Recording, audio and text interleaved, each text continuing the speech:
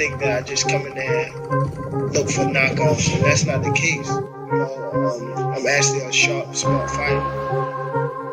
So, well, wait, I'm here. Who want to fight with me? I really don't care who's in front of me. I don't feel like no fighter beat me.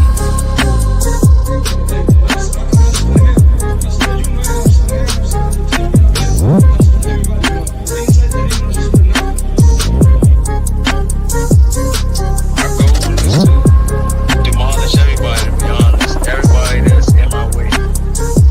The pinnacle to any weight division is to have all the belts, all of the titles.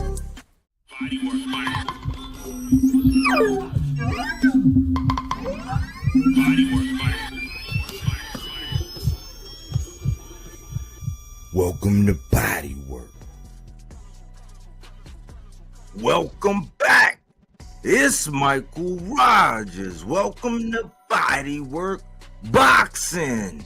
It feels so good to be back. How y'all doing on this Sunday evening, man?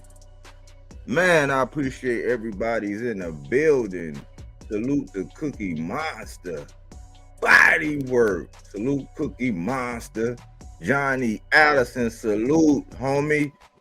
Bodywork, what's cracking? Jermall Charlo is back. You hit the nail on the head. Yes, he is, man. And listen, man.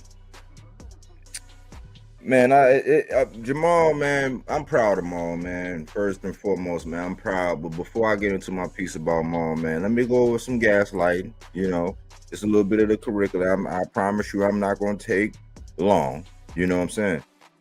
Gaslighting is a form of psychological manipulation where someone is made to question their own sanity, memory, or perception of reality, leading them to doubt themselves and become more dependent on their abuser.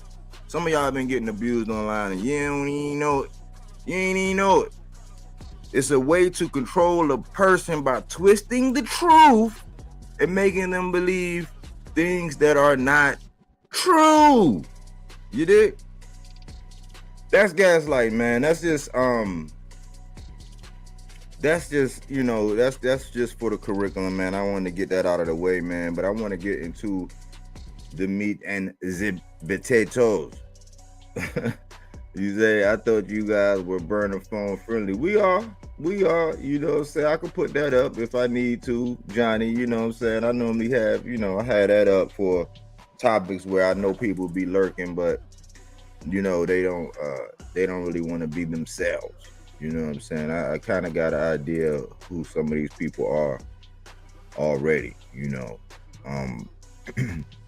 But the meat and potatoes, Johnny, it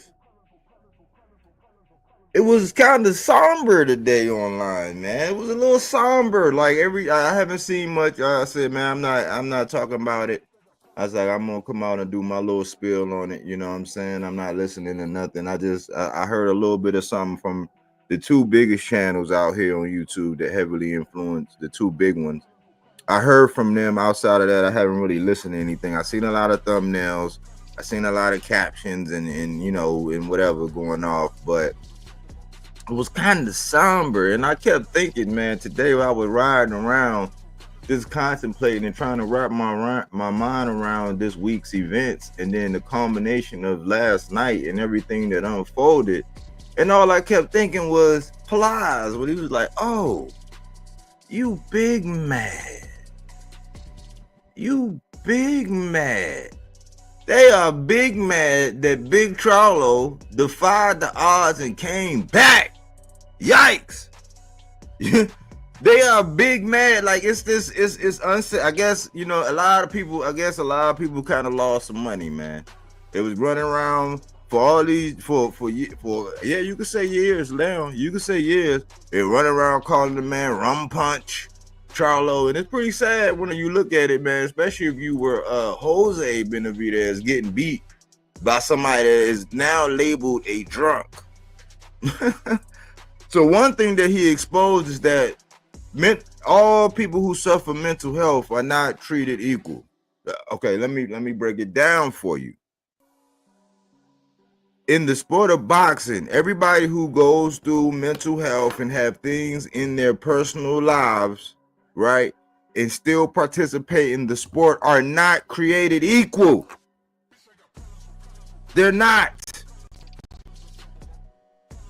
So that's the first thing, because dealing with some of the things that he was dealing with, depression, being in a dark space, being separated from his twin, because of family, going through issues with, his significant other, and that involves children and all that. Because again, I tell y'all that people, right, that's out here in the real world, right, suffer and go through these same things. But then when they get online, they act like they're perfect. You know what I'm saying? I had a privilege to listen in on somebody who, pretty much, he act like he perfect. You know what I'm saying? I'm like, I want to be more like this guy because he's perfect. He does no wrong. So I wound up eavesdropping, and to my surprise, well, really not to my surprise, guess what it was? Guess what it was? It was a good old sausage party. It was a big old sausage party, man. I was like, we don't do sausage party boxing talk over here, bro. But this guy's perfect. He hosts, I guess he hosts like 2 or 3 sausage parties a week. If that's your thing, hey, you know what I'm saying? I ain't gonna knock your hustle, but pretty much what I gathered from the sausage party, and prior to that, something else I seen was that your past, right? Let me break something down to you, right? People get visibly frustrated. You know what I'm saying? You know how like Boots and them get when you bring up Brian Norman and anybody in the team. You know how they get frustrated, you know what I'm saying? Even though we love and support them all, right? Whenever you bring up SNAC, right? Whenever you bring up those Kipper snacks, right? Some people automatically get upset. And I'm like, hold on. But they will tell you that they are for a clean sport, right? Oh man, I just want the clean sport. Like, cause remember the outrage when Ryan popped hot, right?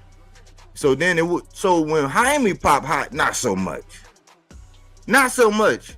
So you kind of gotta identify what the problem is. See, people are not really about a clean sport, right? Because if just this week, all this week and lead up into the build up, ever since this fight was announced and the whole game plan came out about Jermall Charlo coming back, and if he handled his business and Caleb Plant handles his business, then we'll actually get to see that, because Jermall Charlo got the shit slapped out of him, right, while he was going through some mental health, right?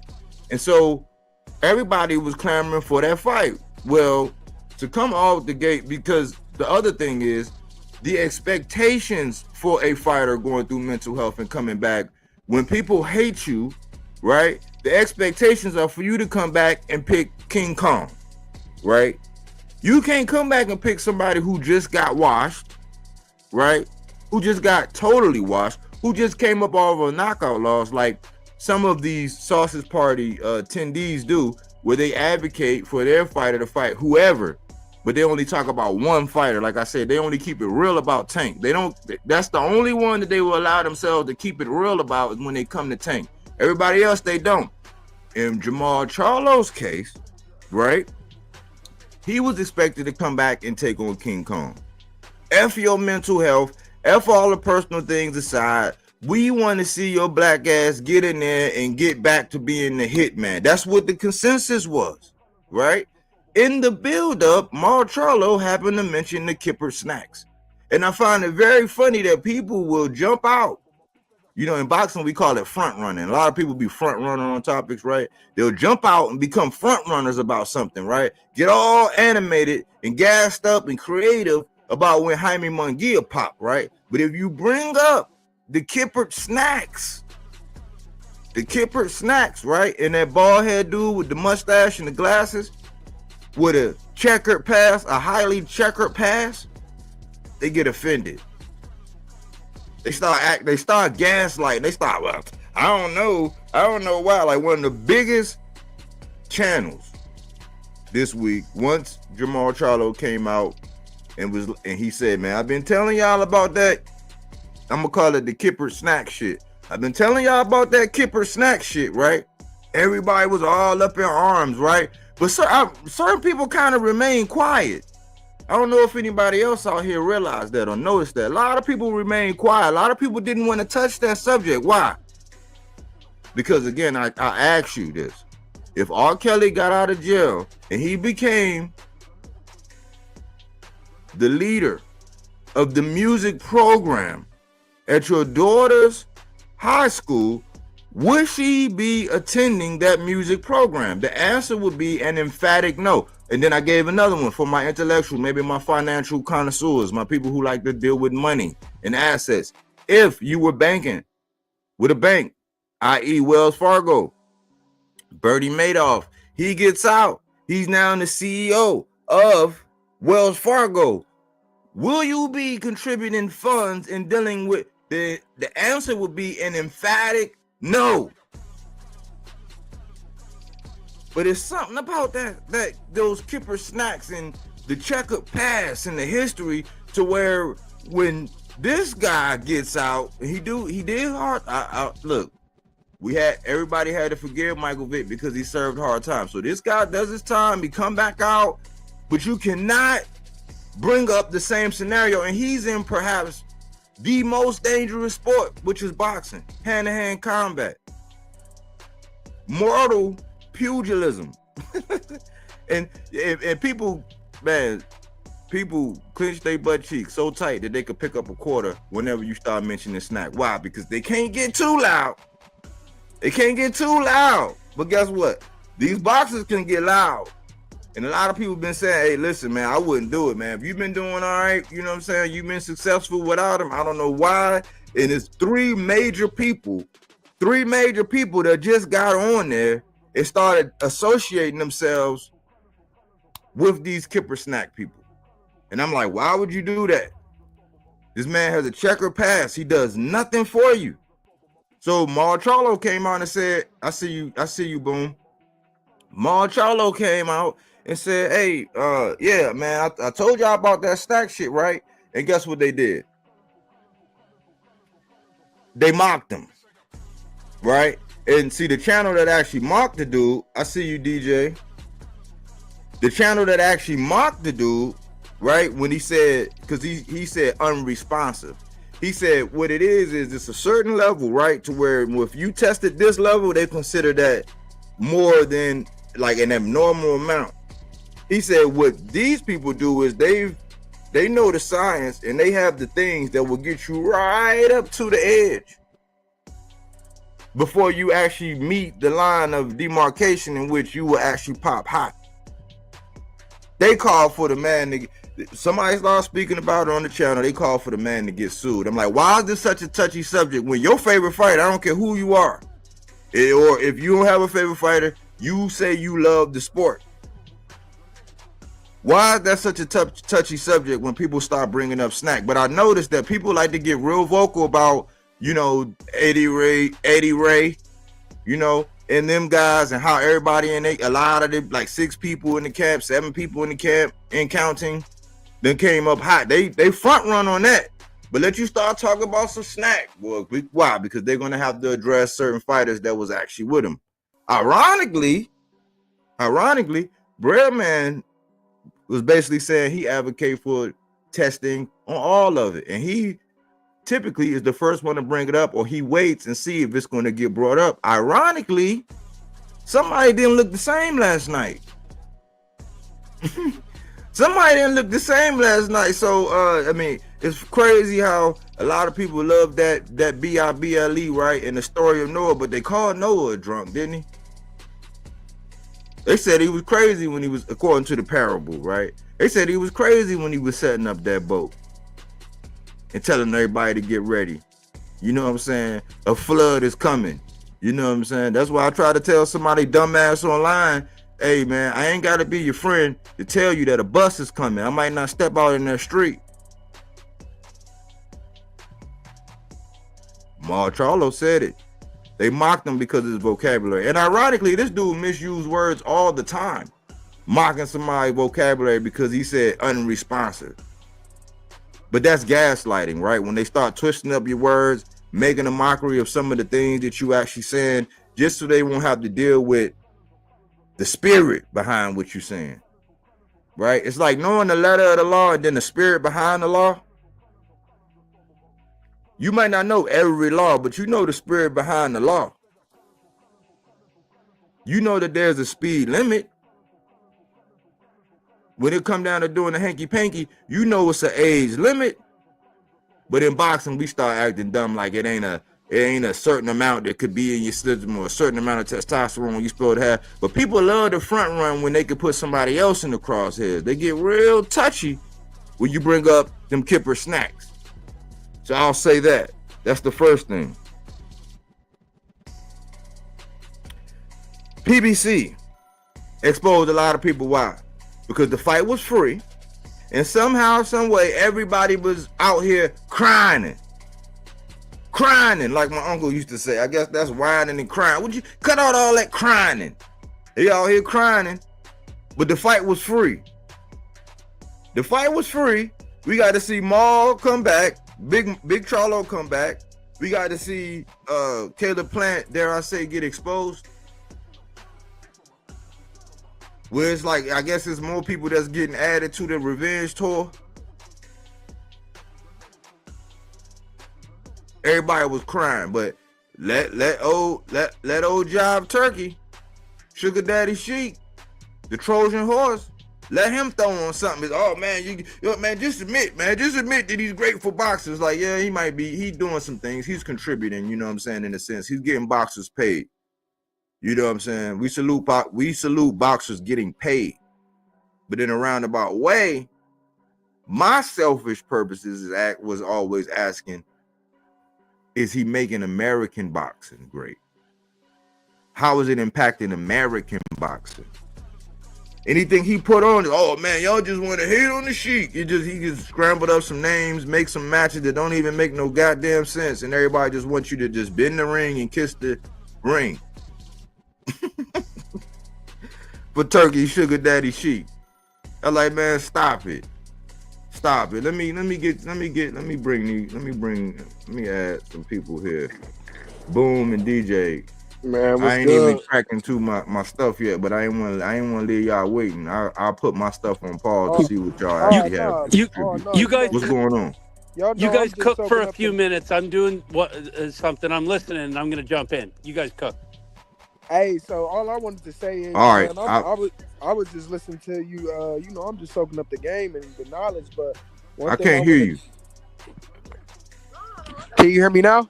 Yeah. All I wanted to say was, man, I'm sitting here soaking up the game and knowledge for real. But I do want to say though, you right, bro. You really right. The Sheik is really just putting money in our pockets, and we very appreciative of that. But Caleb Plant has really dropped the ball. Now we see certain guys didn't deserve certain fights in that big stage yet. You know what I mean? But hey, I'm soaking up the game and the knowledge. I just want to shout out Bodywork Boxing for the realness, the thoroughness, the authenticness here. I hope everybody in the chat enjoying it just like me. I'm about to drop, but hey, Charlo, keep doing your thing, Big Charlo. This is the one I like. He looked good last night. He did his thing. I'll be back before y'all know it. I'm in the pro scene now, so it's looking good. Got some fights coming. Got some talks, some promotions.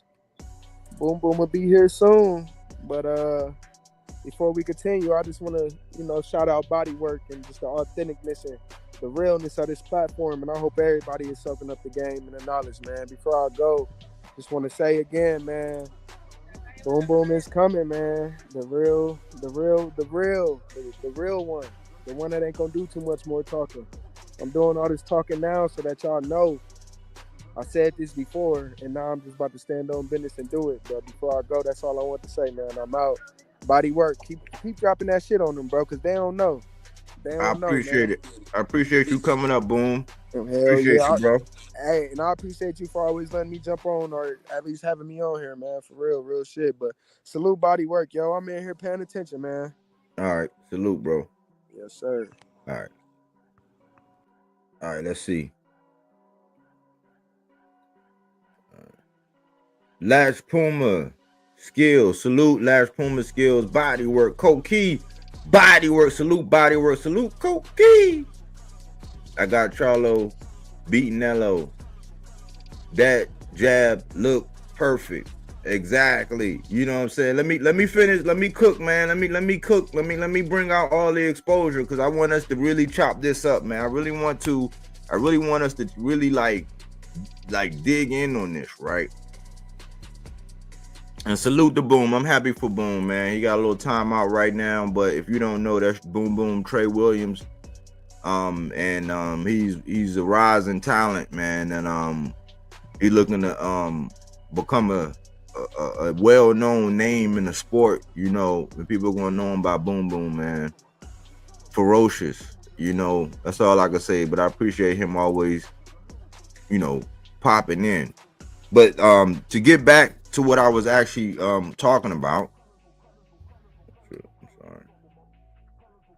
Oh yeah. My bad. Yeah. Okay. Hey, can you hear me? Yeah. What's going on, buddy? What's happening? Oh, not much, man. Thanks for letting me up. Appreciate the cook. Just a couple things. Charlo looks huge. I don't know if you saw, bro, but this guy, he looks like a monster at 68. Like, he reminded me of Devin Haney when he washed Regis. Apparently, that night that he dehydrated, he came into that ring at like a middleweight. Mm-hmm. And I just can't imagine, like, Charlo, maybe it was the rehydrated version. I don't know, but I said, this man does not seem like 168 pounds. Like, he's damn near looks like a light heavyweight. He's massive.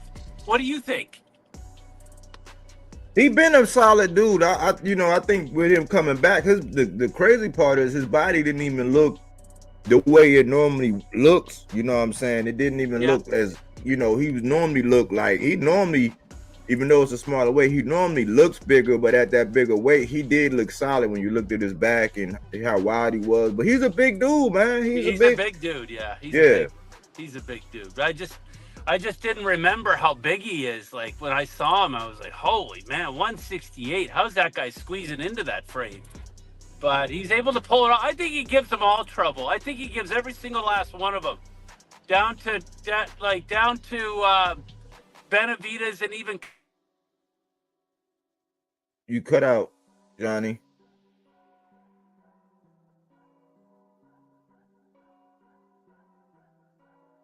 Hello?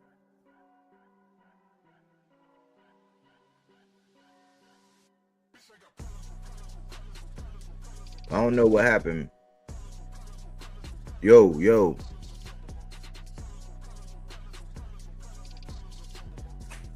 Can you hear me? Yeah. Go ahead. You had cut out for a second, but go ahead. I've been cutting out because I'm driving and I'm not on Wi-Fi, so you got to let me know. Okay, yeah. But I don't think that he did it as bad as everybody, says he did. Resendez really did come to fight. It's a shame that he's kind of a virtually unknown, because that guy can really put it on people. I like him. But Caleb Plant mentioned something, and I don't know if you caught this. You might have, but I remember Caleb saying we spent a lot of money in camp. We spent a lot of... You cut out again. Johnny. Am I back? Yeah. You said you spent a lot of money in camp. Yeah, Go ahead. He said he spent a lot of money in camp and he's ready to get it. Well, I took that as a dig to Breadman. I don't really hear a lot of boxers talk about spending this, that, and the third in the training camps. To me, that's an open public cry of I'm paying a shit ton of money in my training camps, and we all know it was head trainer's bread, man. Yeah, I don't know. I'm here. I don't know how to. I don't know how to take that, Johnny, because Okay. he spent a lot of money on like his shoes and the outfits and getting the team all these like the apparel so they could look like a unit and all this stuff. And I mean, at his level, he's getting he's been getting paid for a while now. Like that's not even a talking point. Like that's not even like something he should have brought up. Exactly. In my opinion. And I also tried to hear, but I was going to get to that, but somebody was saying something about his hand and all this, and like his hand was hurt and stuff. I'm like, see, that's what I don't get. I don't. Mm-hmm. And trying to be cute. See, I had a whole playlist because I knew that there was always going to be a hype around Caleb, because of his style and how he fights and so I did one, but I kind of jumped off of it a minute ago because I noticed that he's one of the best talkers. He talked that stuff. He, I guess he seemed like he personable. He adds, he kind of keep you interested. But when it's like when them big bright lights come on and in them big fights, he disappears. Yeah. I don't know. I mean, he stepped up against McCumbee. That was an awesome scrap. And I really thought I had renewed confidence in Plant. But when I saw this guy gas in round 5, I thought, like, what's happened here? He's tired. It's only not even halfway through the fight, and it's not good. Yeah, I think I called it in real time in my group. We got a little group chat, me, Pop, and AC. I was saying, man, he started going to that body. I said, man, Resendiz started putting some hot sauce in them ribs. And I said, Resendiz looked like he got some hot shit in the mitts. Because you looked at his left side, his whole left side was red as a beet. You know what I'm saying? And it wasn't just his ribs. It was like the neck area, the ear area, the side of his face, like the whole left side. And Resendiz just invested in that body early. And I said, yeah. And then Caleb was doing that extra movement and all the little cutesy stuff. And every time he got hit, he had to try to do a little partial, like it didn't work. And Resendiz stayed with his guard. You know what I'm saying? He took what Caleb gave him. And at some point, whenever somebody invests to the body so many times, you get to playing the guessing game. Because if you go downstairs so many times, if you seen it, Caleb's elbow started coming down. So then he'd go up top.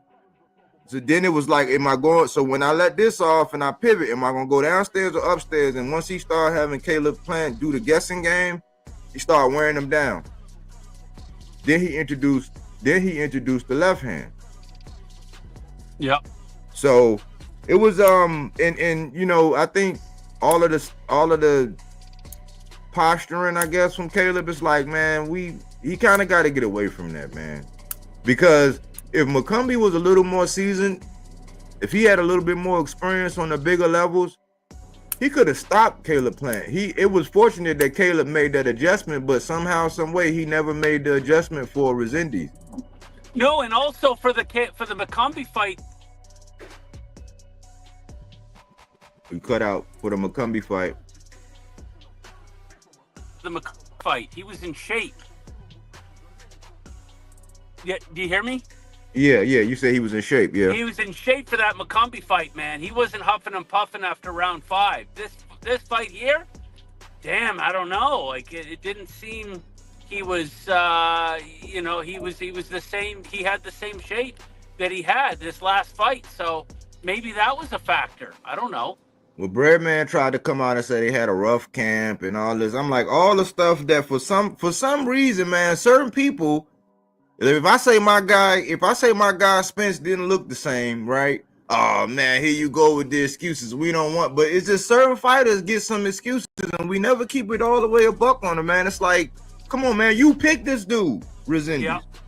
You picked him, right. So that got to go out the window. You didn't prepare for this dude, and maybe Resendiz snuck up on it because I remember when he fought Jared Hurd, and he Man, one of the most he knocked the chunk out of his lip. Now that was a past his prime glory, faded glory type fighter in Jerry Hurd, respectfully, DMV former champ, right? But Resendiz is a rough, rugged customer, and I don't think the respect was there. But Resendiz was prophetic in a sense because he said you're gonna hear and the new, and I was getting concerned because up until a certain point before they had registered that Resendiz was winning the fight, I had already said from watching, I was like, man, Resendiz winning this fight. I hope they don't rob this dude. Yeah. And even with it being a split, I'm like, I don't know what fight the judge was watching. But he made Caleb put his hands in his pockets. He didn't really answer, and I mean, it was just an onslaught, man. He just wore him down. He broke him down to the body, and then started having him play the guessing game. And then, Caleb, then he started dancing around at the end. I'm like, man, you got to score. And when you heard Breadman say, listen, man, we're going to need at least some knockdowns or a knockout, he said, I wouldn't lie to you, kid. I wouldn't lie to you. Yeah. So, I don't foresee those guys doing too many more camps together. If you come out and open you come out and open press, say I paid a lot of money this camp. I see that as a dig to the costs associated with your training camp that you're not used to, and that's belly aching. And I could be wrong, Body, but I don't see Breadman there in too many more camps. But I'm cutting out here a lot as I'm driving. I'm going back into the chat because I keep cutting out. But thanks for the cook, and I'll catch up with you soon. I appreciate it, Johnny. Right. It's always a pleasure. All right, bro. All right, thanks. Yeah, so that's okay. This is the elephant in the room, right? After the fight in the post fight conference, right? They asked Jermall Charlo about Caleb Plant. And he said, listen, man, they can make up a belt. You know what I'm saying? They can make up a belt and, a title or whatever. He's like, I still need to get my lick back. And the consensus now is, oh, well, Caleb Plant, he need to go do this. He need to go do that. Because I guarantee you, if Jermall Charlo wouldn't have looked as good as he did last night, irrelevant of the level of competition. Although he didn't fight nobody coming off of a loss, he didn't fight nobody coming off of a knockout loss. I think this guy he had like 4 TKOs or KOs, and he was on a 7-fight win streak in between Lara sparking him. So that would be a worthy opponent for anybody else, but they're discrediting Thomas LaManna and all that, and you know what I'm saying? I know he probably hurt a couple people from New Jersey. I know they probably butt hurt the New Jerseyites, you know what I'm saying, right now. But stand on business, man, on the fact that the man had a 7-fight win streak after getting sparked by Lara, and he was valid. But if he would have looked bad, Big Maul, that is, if he would have looked bad, they would have shat on him. They would have shat all over him. You put some Alka-Seltzer on some breads and you feed the birds every morning. That's how much of the shat he would have got had he not performed well or got dropped or got sparked.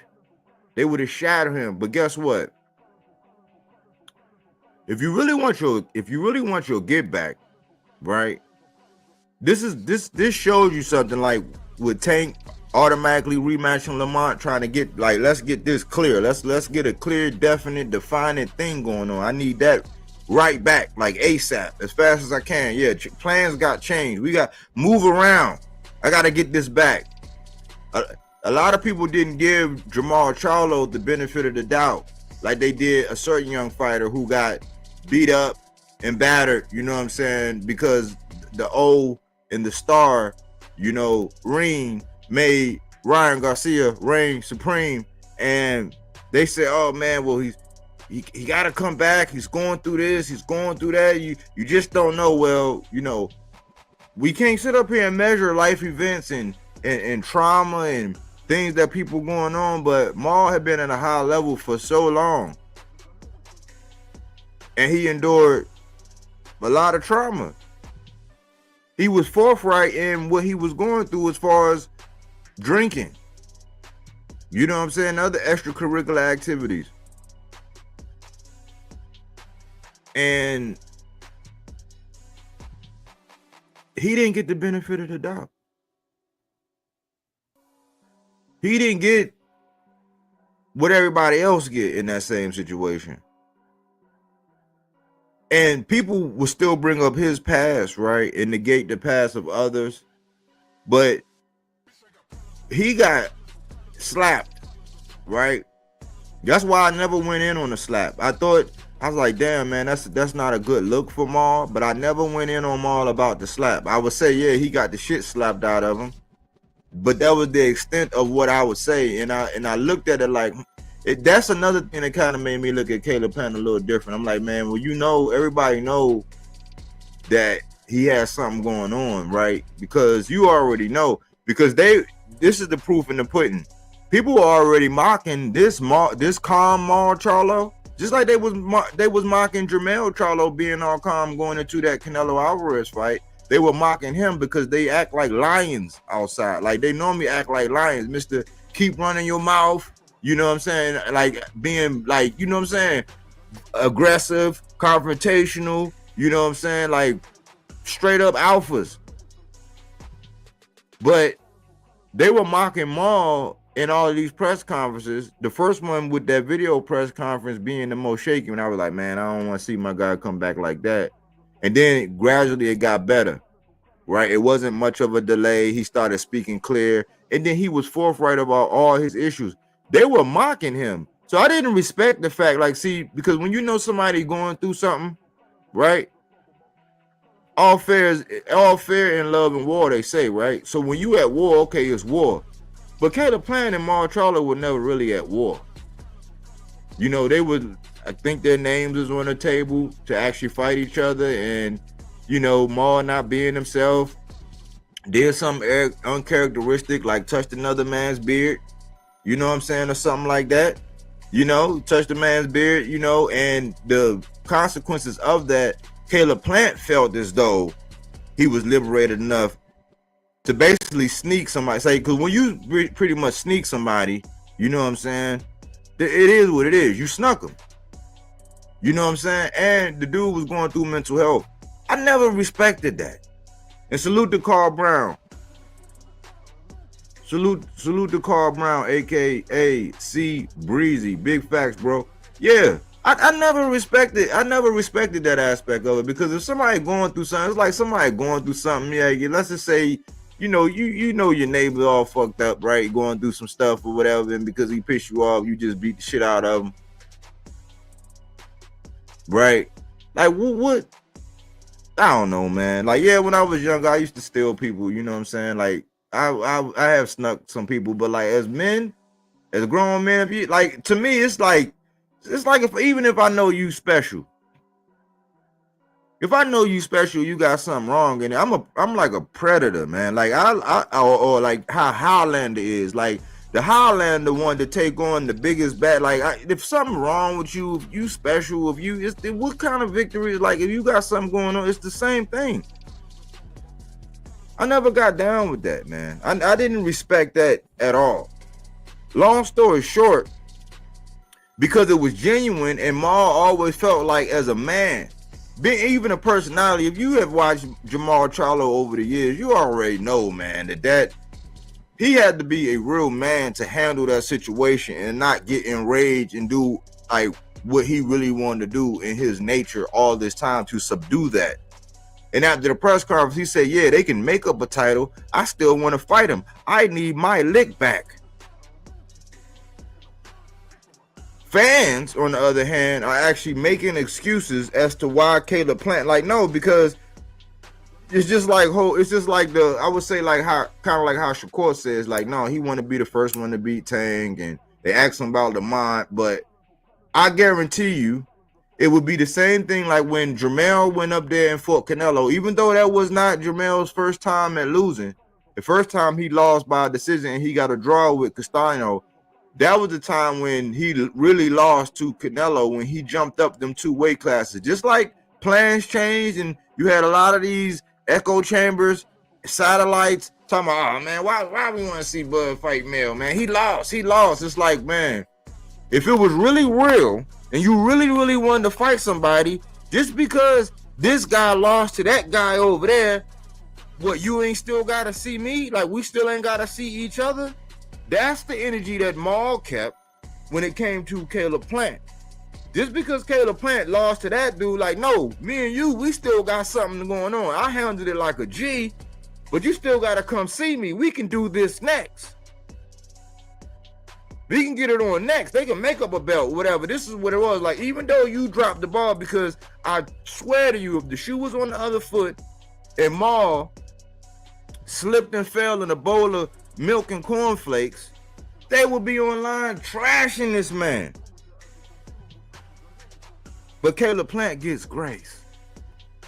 He gets bad camp, bad hands, right? He gets, and this is the thing, right? People be talking about that Tank of Lamar fight. I like all the people that's like swear, you know what I'm saying, by the high heavens, that Tank got the shit beat out of him. Yeah, he got buzzed, he got wobbled, you know, a couple times, or stunned, not wobbled, but he got stunned a couple times, right? But he did not get the shit beat out of him like Resendez did, right? That was not, like, Resendez did not outclass. He did not outclass Caleb Plant. He beat Caleb Plant up. And let's keep it real. If that was quote unquote rum punch Charlo, y'all would still be going online right now on the dude. Let's stop being fake.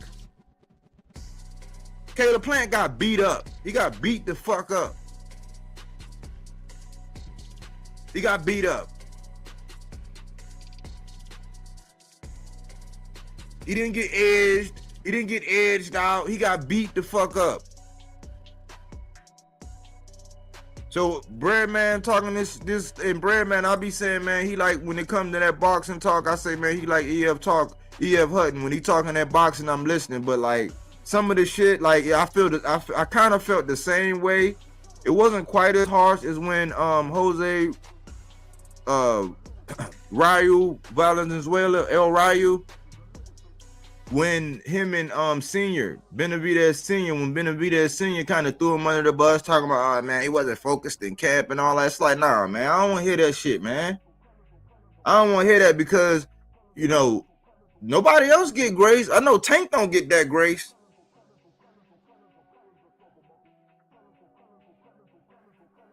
He said, I think that 2-1 he caught Plant with off guard. It was a systematic body attack. It was a systematic body attack that depleted the legs, and it made Caleb start guessing. And yes, it was a lot of 1-2. It was a lot of 1-2, mic check. You know, but let's keep it a buck, man. Let's keep it a buck.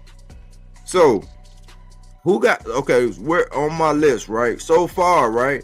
The PBC exposed everybody, because even though this was a free fight, everybody was still complaining. You didn't have to pay for it.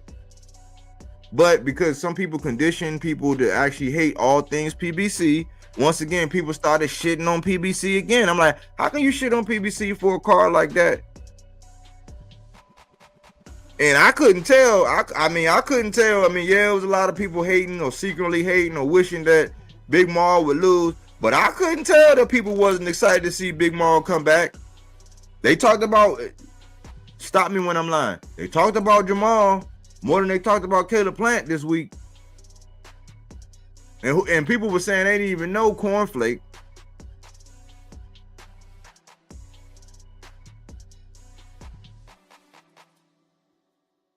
Thanks, facts. And these dudes still was trying to talk down. They still sitting up there talking down on PBC. Like, I'm like, man, see, maximum exposure. Maximum exposure. He made him respect what he did. Real talk. Right. See, and see now, right, they thinking that, okay, because they really ultimately this was not a good thing. Like for the boxing world, they were hoping that Big Charlo failed. They did not like seeing Mel and Maul back together again. Why? Because it brought excitement. I couldn't tell that people wasn't excited to see Big Maul back in the ring. But then guess what? Even today, right? People talking about, I seen thumbnails with 4 people winning and all that. It was no thumbnail with Jermall Charlo up there. Why? Because secretly, people that look like Maul secretly hate him. And the PBC and all they do, because of who's behind it, people secretly hate him. They cannot stand to see resiliency.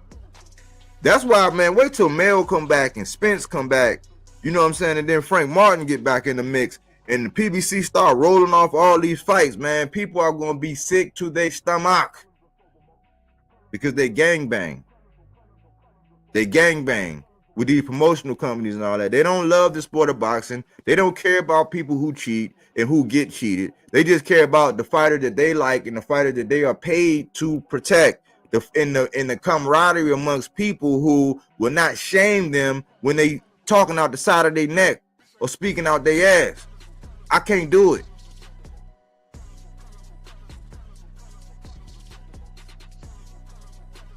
Matchmaking. So now all of a sudden, Caleb Plant might need a softer touch.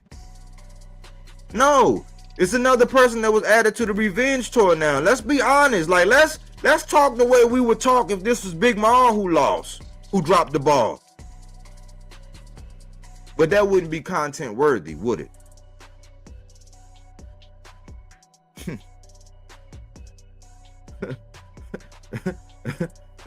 Say it again, my brother.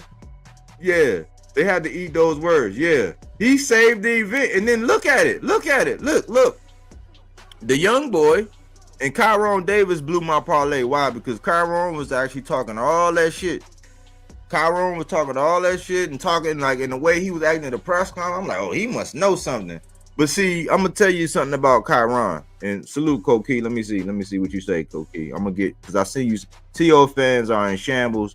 T.O. gets on his knees for Turkey, but goes to PBC even with a PBC hat without apologizing to Al Heyman for his racist comments. Fighters like T.O. and Plant get special privilege. Man, I'm glad you part of the 300, Koki. Plant fans talk the most shit. I'm glad you part of the 300, Koki, because you can read between the lines and say what I was saying. Listen, bruvs. If you look at Jermall Charlo and his opponent, and then you look at the cachet that Caleb Plant has, y'all read between the lines. You read between the lines. Quote unquote, rum punch Charlo. He showed up, didn't he? How about that rum punch? Because there people were talking mad stuff. I bet you was probably people eating mad crow today. I just wanted to see the brother return, bro. Because it was nothing like, man, I remember all the matchmaking and how, oh man, this guy, like when the guy got, y'all know what happened on 420. When that shit went down, they match made and they did all kind of crazy stuff. They were looking for the softest touch. I thought they was picking out Egyptian cotton fabric.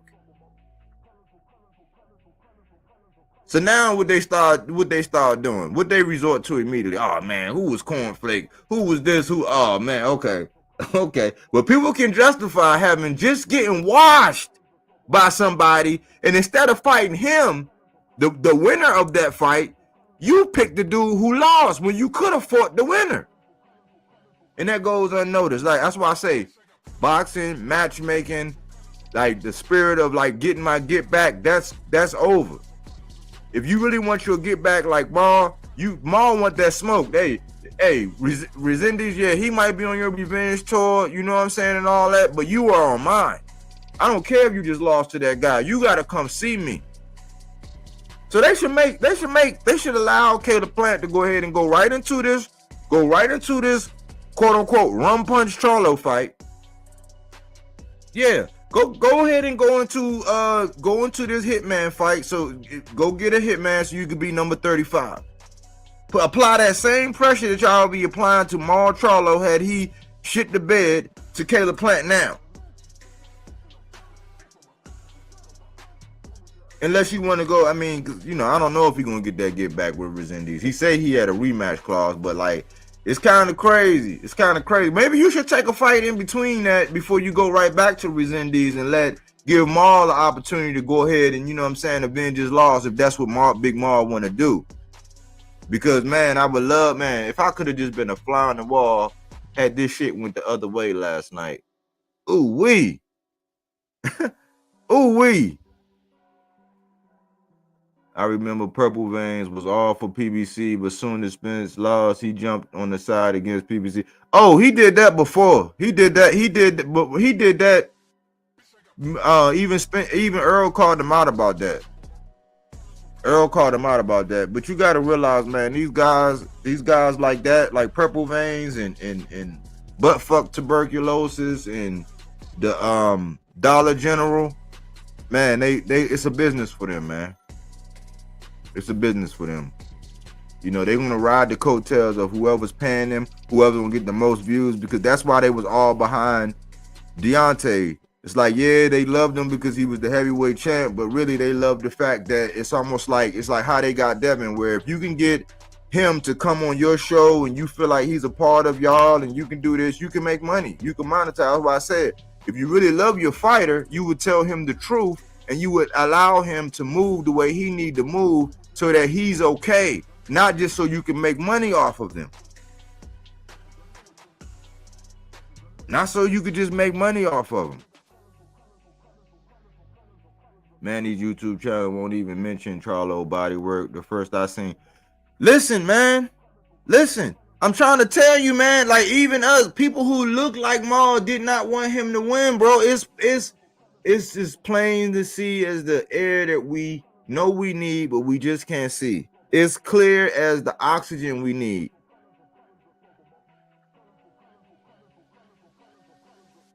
That's what's going on. They do not want to see the resurgence. They do not want to see the return. They want to see the fall and the demise. Why you think it's always so many videos about how PBC is falling and PBC is going broke and, oh man, Maul, he ain't never did nothing. He ain't never lost. And then Mel, just because he lose to Canelo, daring to be great, oh, he ain't nothing now, even though he undisputed. And his undisputed, Jermall Charlo, since we talking about the Charlos, Jermall's run for undisputed has been the most, I would say, if it wasn't for Earl losing the Bud for that final piece, right? If it wasn't for that, if Spence would have been able to pull that off, his undisputed run would have been right up there with Jermall's. But Jermall went and cleared out the division, bruv. They treat this man like he went and picked up each belt one by one by one. They act like the man never undisputed. That's why I be trying to tell these sausage party event planners, miss me with that legacy shit, because you part-time legacy. You legacy when it aligns with what your favorite fighter says, because your favorite fighter said one thing one time and you made content justifying it, and when your favorite fighter changed his mind, you started making content to justify that too. Which one is it? You can't have it both ways. But you can't say that undisputed is all about legacy. You don't put no respect on Mel name. You don't put no respect on Maul name. And you say that Errol Spence ain't shit, even though he had 3 of the Infinity Stones. It don't make sense. So miss me with that legacy shit, because if it was all about legacy, Richardson Hitchens would be getting some shine. Being from New York, getting it out the mud, surviving TMT, beating the man that beat the man, even though he didn't fight Sabril Matias. He beat the man that beat Sabril Matias. And who knows, that fight can still happen. He would get more respect being from Brooklyn.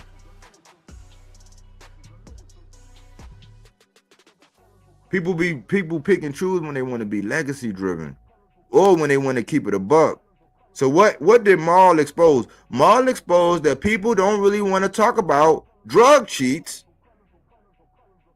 unless it's somebody on the opposite end or somebody that they really don't give a fuck about.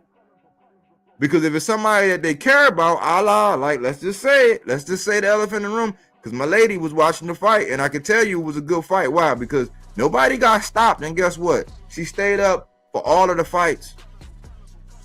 She stayed up for all of the fights. She watched evil, little evil LeBron beat the shit out of Kyron Davis, beat him into submission, made him put his hands in his pocket, knocked a blood loogie out this man's mouth, made him non-committal. He had cold feet, and they said that man was a rapper. He like one state over in Delaware. I'm in Maryland. He in one state over in Delaware. I was like, man, bro, let your hands go, bro. You can't let this mini evil, you know how you got Mario and Wario? That look like evil LeBron, man. That look like a miniature evil LeBron just putting hands and feet all over Kyron. That fight had some intrigue. If Kyron would have just let his hands go, that dude Lucero, he actually stopped the man. Might have been slightly early stoppage, right? But he dropped my man, you know, put hands and feet on him, right? Then we seen Jermall Charlo show rare glimpses show a lot of flashes of who he is. And then you saw another thing he exposed. Another thing Jermall Charlo exposed. He exposed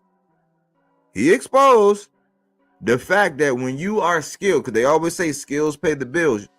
He exposed that when you have the skills, it's in your innate ability to be able to cut off the ring. It was instinctual. I was telling my baby, we had a little class. I said, baby, do you see how Lamont can't go nowhere? It's like, yeah, he can do all that side to side movement, he can do all that, but you see how Maul always kept it in the range. When Lamont was circling over to his right, Jermall was taking that step over and angling over to the left, throwing the shot, making them go back to the right, and then slowly cutting out the ring to where, yeah, you can go around a little bit, but you can't run. You ain't gonna be able to play ring around the roses. Why? Because true skills pay the bills. It was instinctual. I seen it was one point in time when Maul caught him, and then boom, you could see that, I got him, like, and he cranked up, and like every move, he was like a lion that had just like cornered his prey. Like every move he took a step forward, and that he was right on him, and then the bell rang. I'm like, yeah. And this was with ring rust and all that, whatever. But we're gonna do the same thing they do. The man was coming off of a 7-fight streak. You know what I'm saying? Had a couple TKOs and KOs up in there. You know what I'm saying? He looked right for the taking for me. I'll take it. With my man coming back from where he came. But he exposed that, yeah, when you really got the skills, you can cut off that goddamn ring. You can do all this lateral movement, all the stuff. When you have the skills, you can cut off the ring.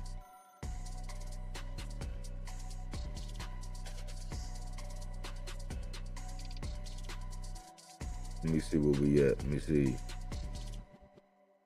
RLT 1988 channel, fire channel, nothing but facts. I appreciate you, RLT 1988, man. I hope you subscribe. Yo, Inley has crazy traps and a big neck. Oh, that's what I want to talk about. That's what I want. Thanks, Koki. That's what I want to talk about. Human Bread, man, them guys had kind of lost. I think them guys had lost before the fight even took place, man. Them guys lost before the fight took place. Team Breadman and Team Kyron Davis, and I was pulling for Kyron Davis really for betting purposes, man. I was like, man, the way he talking, it wasn't no real way to win no money last night. You know what I'm saying? Unless you pick crazy. So sometimes I bet just for the odds. But Team Breadman and Team Kyron Davis lost before they even got in the ring. But what do you mean, Mike? If you listen, I'm gonna tell you, right? Stephen Breadman Edwards went on one of the biggest channels on YouTube. He went on one of the biggest channels on YouTube, and they had an interview. That's probably the best part of this channel, the interviews, in my opinion. I love the interviews, especially when they ain't messy with it and they just, you know, picking the boxer's brain. That's my favorite part of this channel, the interviews, right?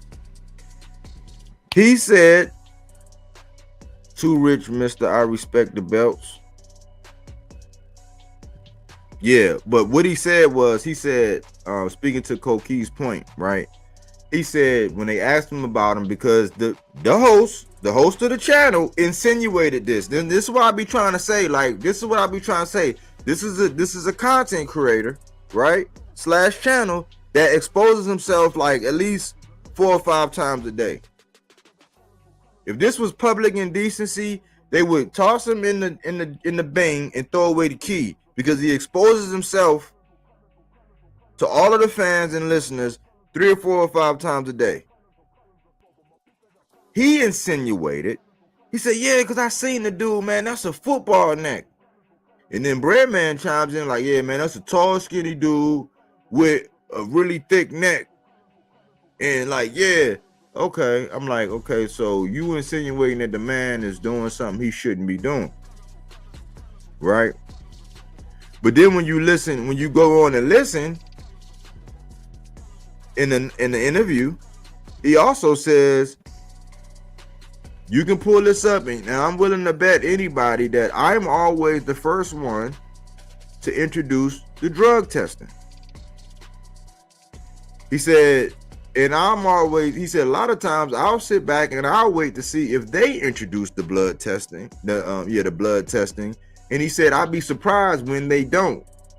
He was basically saying that, well, you were just going to go ahead and allow us to fight, assuming that I'm not. He said, even for your fighter's protection, but he was kind of taking pride in the fact that he does what he need to do to protect his fighters, right? So follow with me now. Let's connect some dots. They insinuated in conversation, they was making insinuations that the dude LeBron was juicing, but he doubled down and said that they had testing implemented. So when you look at it, Chiron didn't fight to let his hands go. He didn't fight even to be spark. Like, listen, man, he survived David Benavidez. And LeBron, he got a vast punch variety, but he made a lot. It was some openings there. And Chiron, he probably hit him a good solid 2, maybe 3 times where he really, you know what I'm saying, put some level on him. But I don't think Chiron is the biggest puncher. But the fight was lost before Chiron Davis even got in the ring. They were already intimidated, and there was already a built-in excuse, which when you do testing for drugs, if you think he's cheating, if you do testing for drugs and you implement testing in the drugs, even though you think he cheated, if that went down, y'all had blood testing, you alleviated what you were insinuating. But the man fought like he was scared to get hit.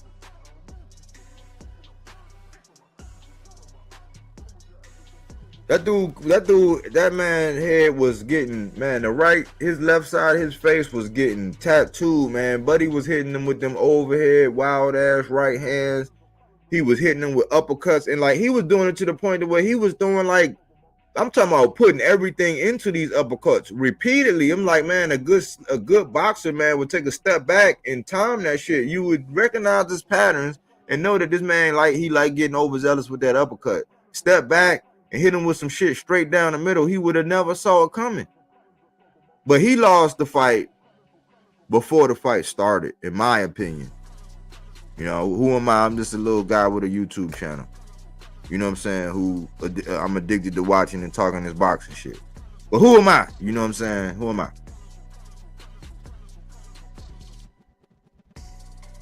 You had Resendiz and Caleb Plant. Very interesting fight. Very interesting fight. That was almost like the tortoise in the hare as well. tortoise in the hair. Caleb Plant started off being a front runner. I'm starting to think he's a front runner. I'm not starting to think. I have enough data to come to a conclusion that Caleb Plant is really a front runner. And if he has somebody that is like really disciplined and they conserve their energy and they don't fall for all of the glitz and the glamours and the shiny, you know, the head turns and the ooh ah stuff, you know what I'm saying? They stick to their game plan and they do that body work, they're gonna have a shot.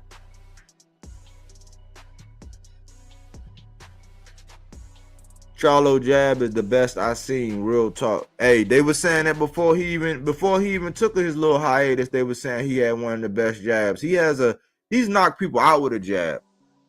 He's knocked people out with a jab.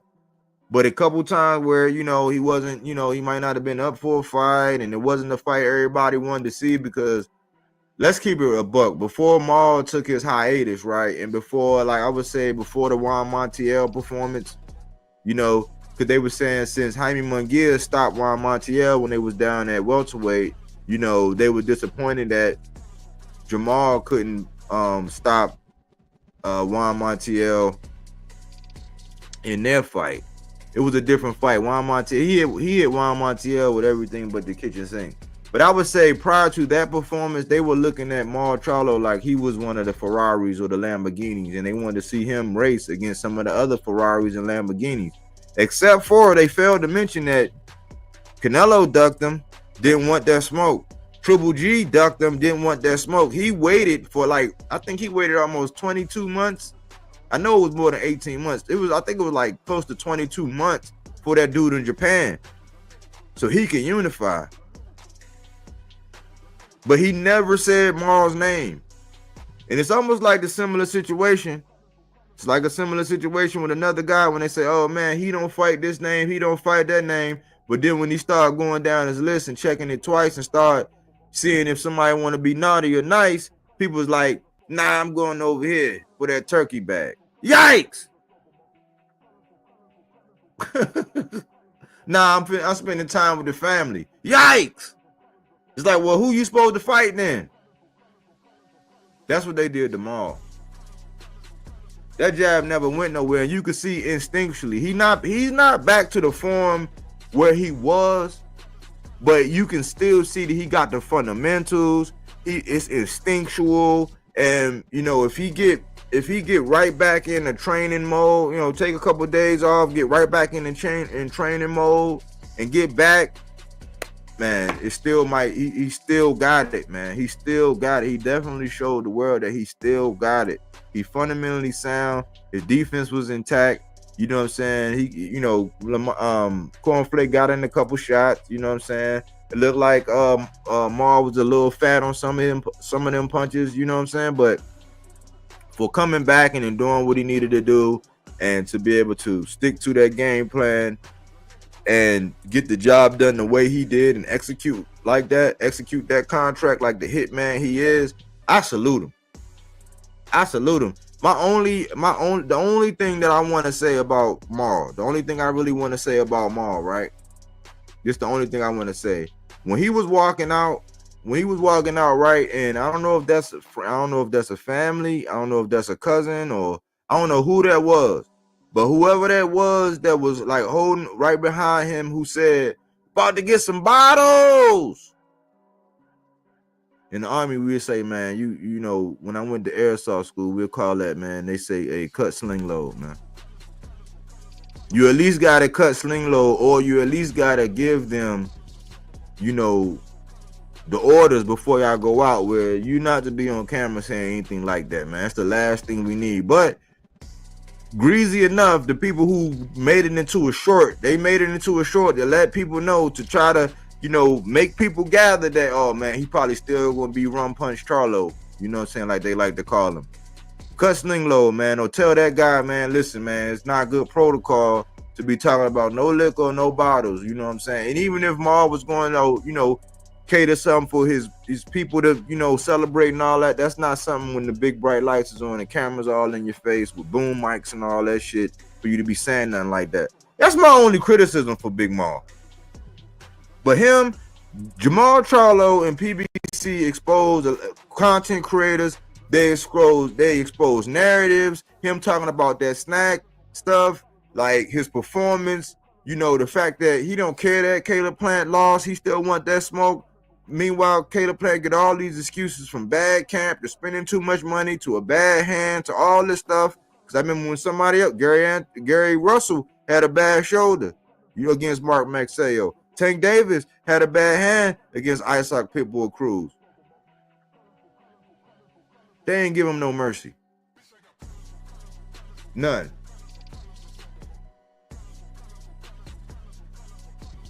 I like that Montel fight, and with him being 40% of himself, would have still be good. Yeah, like, cause we don't even know if he's like, we don't know if that's like a 70% Mar Charlo. Just think that he's 70%. You know what I'm saying? And then think about it. Fighting Jose Benavidez, because let's think, somebody else get credit for Jose Benavidez. Somebody else get credit for Jose Benavidez, but later on, Ma don't get no credit. But think about all the mental things and all that he was going through with him trying to come back then in the performance he put on back then. It's instinctual, man. So I'm going to do my best to try to keep this man's name ringing bells, to keep putting stakes in the ground for this man like I did the other day.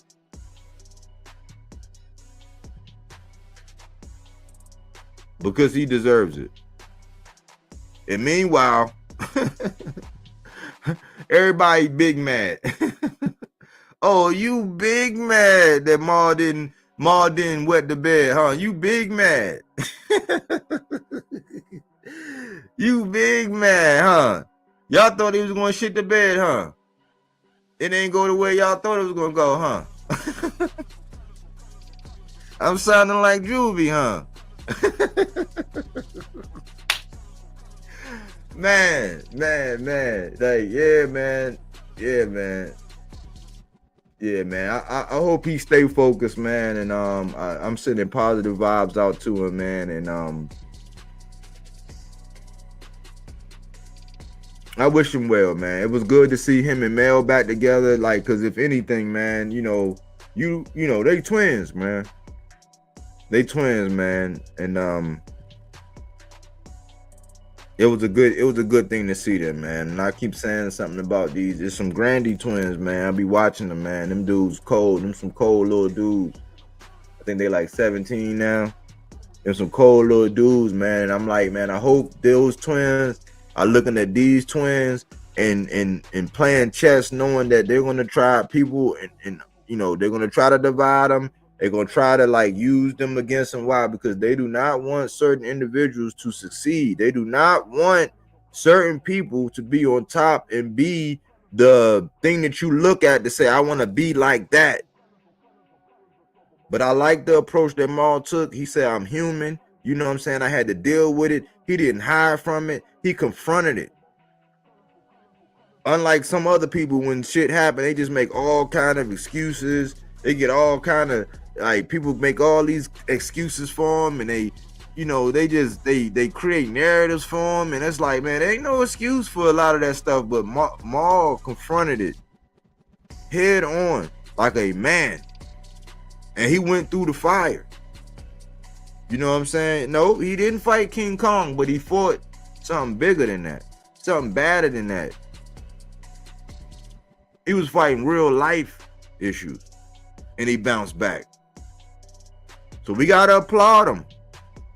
You know what I'm saying? We gotta applaud him. Like, it's like when people was looking for Ryan to come back and this and that. When he came back from his mental health, when he pulled out from that Tank fight the first time, when they was in negotiations, and they were looking for him, thinking he was gonna be, you know what I'm saying, that knight in shining armor and be able to dethrone Tank.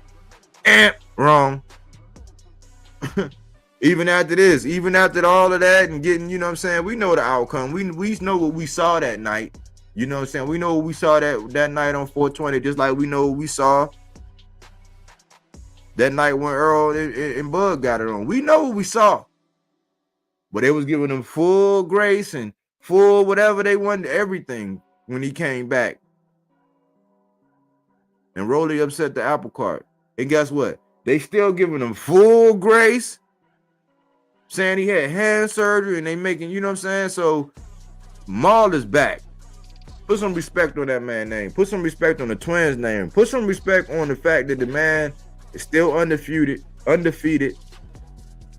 He's still the future of boxing. He still can be the future of boxing. You know what I'm saying? He still got dog in him. He still got skills that are inherent in him. That's built in. You can see it, instinctual.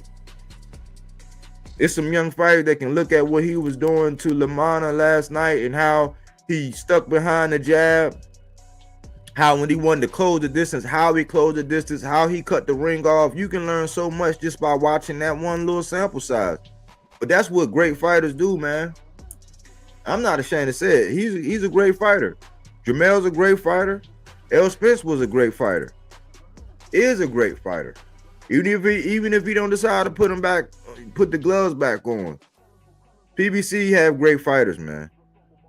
These other promotions, Top Rank ain't the only one with great fighters. Matchroom ain't the only one with great fighters. Pro Boxes, you know what I'm saying? They budgeting, but they got some great fighters as well. They all got great fighters. You know what I'm saying? Stop that promotional gangbanging shit that y'all be doing. It's not becoming. And you expose yourself every other day with these narratives, man. It don't make no sense. I got timed out the other day for telling the dude that he conditioned his audience to hate on the PBC. This nigga timed me out for saying that he conditioned his audience to hate PBC. But guess what? It was a dude calling in. And shitting on something pertaining to PBC. And the host basically said, "Oh man, come on, man. You can't do you come on, man. You can't say that, man. It's different for this and this." So he had logic. So I said, "You conditioned your audience to hate on PBC. Blame yourself." He timed me out for arguing a point that was already made. Some people don't like the truth, man. Some people don't like the truth. I'm trying to make sure that I covered all of the maximum exposure, man. Oh, yeah. This is the other thing. A lot of creators are getting exposed because they don't want to shed no light on Big Maul right now. And the fact that he won, why? Because you're gonna sound like a real fucking hypocrite for shitting on this man and trying to air all this dirty laundry out and trying to make this man look like he ain't shit just to come around and jump on the bandwagon now. You know what I'm saying? We not mindful of those things. And that's the real reason why people are not coming out basically giving Charlo his salutes. But I look forward to what he got going on. I look forward to what Mel got going on. It's fight week, you know what I'm saying, for Keyshawn. We got to gear up for this Keyshawn De Los Santos fight. Abdullah Mason is going to be fighting against Nakatia. You know, Tio. I said I wasn't even going to look, I got this. Hold on, let me see. Let me show y'all something, man. I was going to do this, but I said I wasn't going to do no videos about Tio no more, man.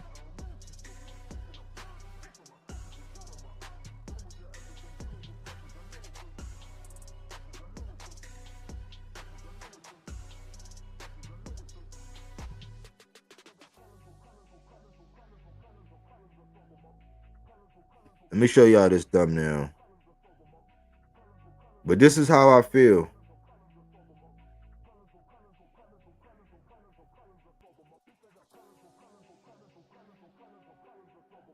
about Tio.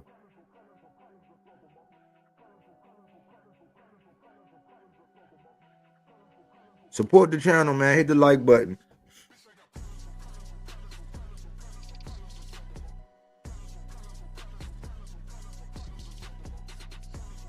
Hit the like button, man. Subscribe to the channel if you haven't. Share the videos, man. The super chat, the Cash App, all of that works, man. I'm gonna get y'all this. I'm gonna pull this thumbnail down, man, for y'all so y'all can see it.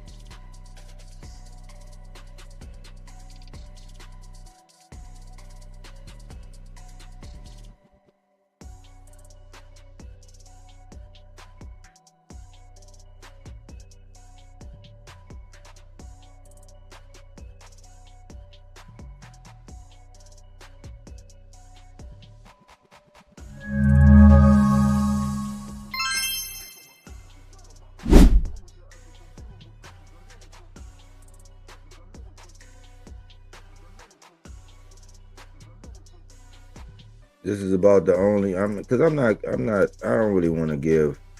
I don't want to give this man no credit. I don't really want to give him. I don't want to give him another payday, man. I'm tired of us being the mockery of everybody, man. Like it's you can see people that's in my chat and people that's part of the 300, man. We don't get down like that, man. We don't be looking at this shit with all this color and all that, man. Like it's just I'm tired of seeing people like do things at our expense and they go away unscathed, but we get called to the carpet. We get called to the red carpet, or we lose jobs, or we miss out on opportunities, or we fall from grace and have to change our lifestyle for some of the same shit that they just can do and make a mockery out of us. They get paid, and then we turn around and petition for them to make even more millions and say, oh man, it's part of the sport of boxing. It's part of the sport of boxing. Now, if a boxer come out and say this shit about T.O. saying, man, oh no, man, I still fuck with T.O. That's the boxer. It's just like when boxers have opinions about other boxers. You know what I'm saying? Like, that's them. But this is what I was gonna say. This is the video I was gonna do the other day, but I said I wasn't gonna do no more videos.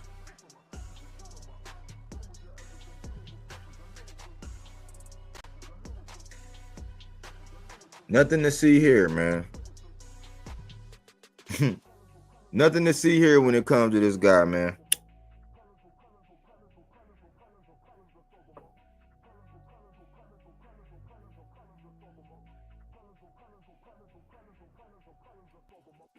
Words create worlds, man. And a lot of us, man, we realize that there are consequences behind our words and our actions and our deeds, and we got to walk that out.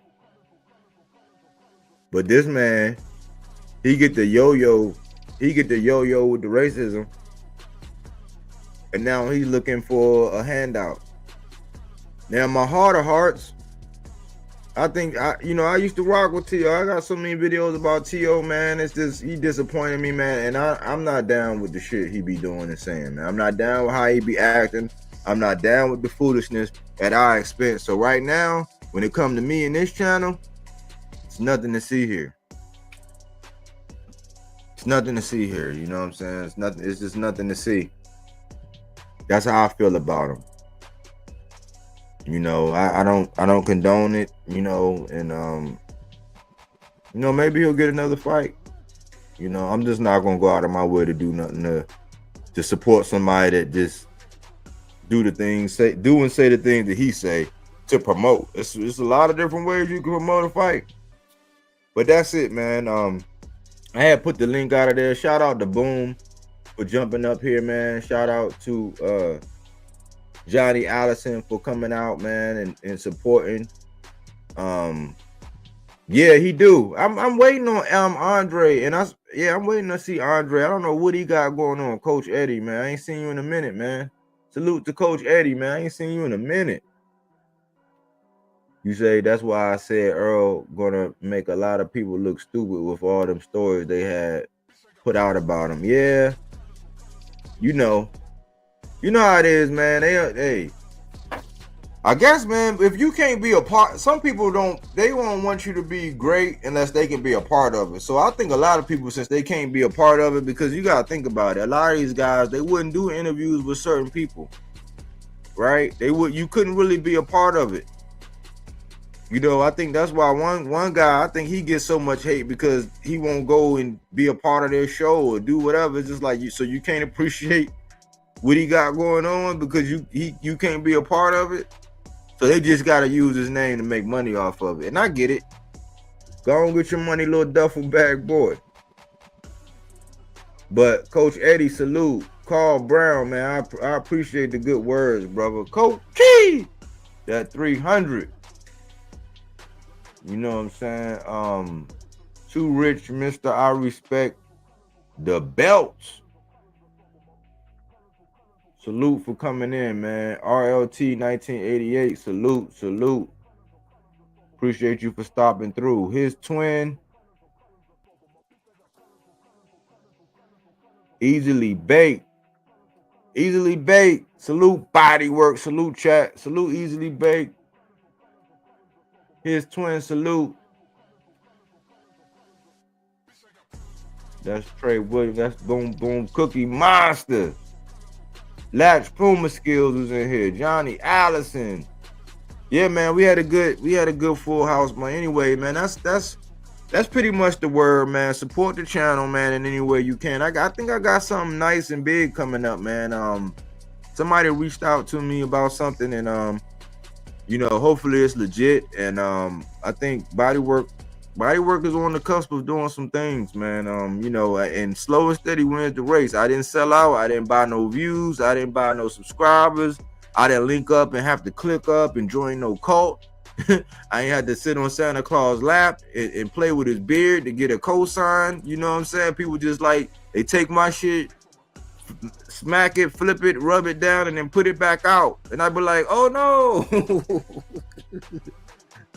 But anyways, y'all, man, that's me, man. Just being me, man. But thanks for choosing Bodywork Boxing. Well, we don't take things for face value. We do that body work. He didn't want to box. He wanted to actually prove that he could punch with you. He was like, what the fuck is this nigga, right? Oh, okay, you want to go to sleep. You tired. Welcome to